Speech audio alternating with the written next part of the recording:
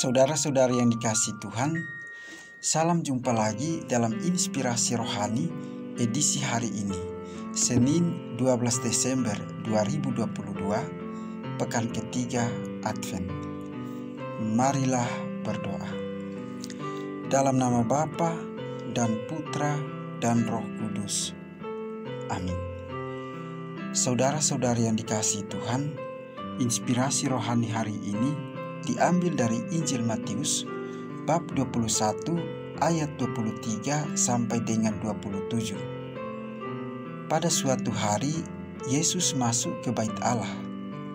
Ketika ia sedang mengajar, datanglah imam-imam kepala serta pemuka-pemuka bangsa Yahudi kepadanya dan bertanya, "Dengan kuasa manakah engkau melakukan hal-hal itu?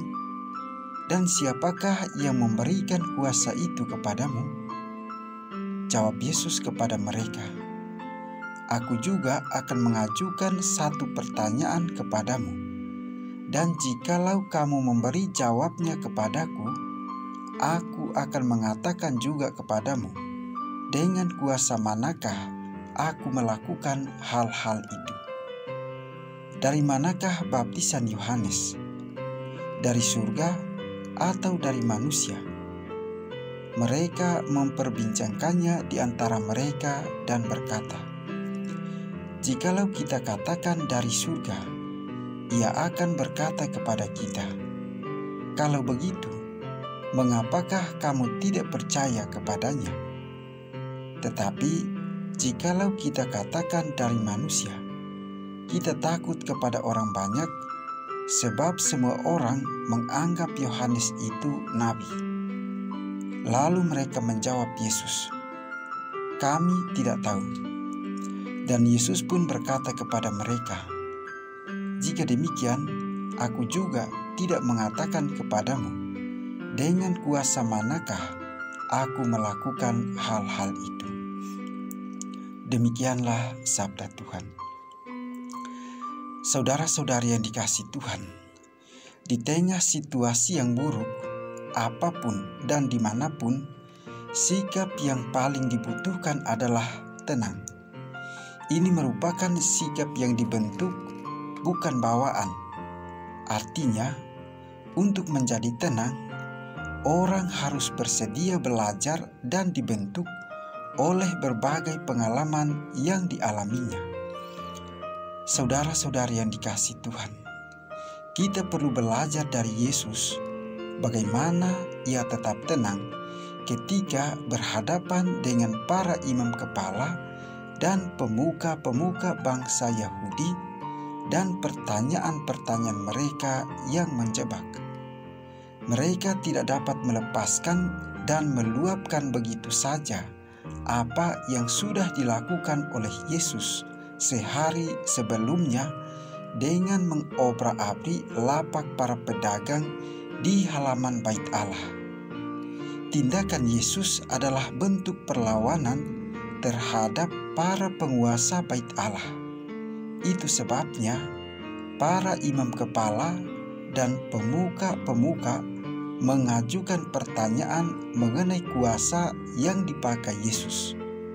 Seandainya saja Yesus tak bersikap tenang, bisa jadi ia akan keliru memberi jawaban sehingga dapat berujung pada situasi yang buruk.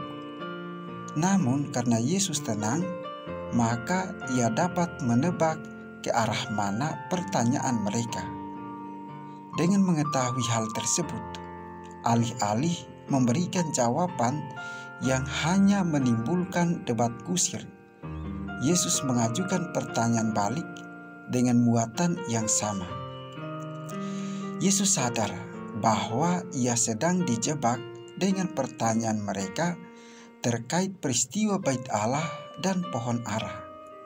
Karena tenang, Yesus dapat memberi jawaban yang tepat. Saudara-saudari yang dikasihi Tuhan, ada banyak perkara dalam hidup yang dapat kita gunakan sebagai kesempatan untuk belajar menjadi tenang. Dengan menjadi tenang, kita dapat mengetahui apa yang sesungguhnya sedang terjadi, sehingga kita dapat menentukan tindakan yang tepat dan baik untuk kita lakukan. Dengan bersikap tenang, kita juga akan dihindarkan dari ucapan atau tindakan yang sangat emosional yang dapat merugikan diri sendiri maupun orang lain. Dengan kita memberi diri, ada ruang dan kesempatan lebih besar untuk kita berpikir dan bertindak lebih bijaksana lagi. Dan dengan bersikap tenang, kita dimungkinkan untuk menyelesaikan persoalan secara berhasil, guna dan berdaya guna. Marilah berdoa.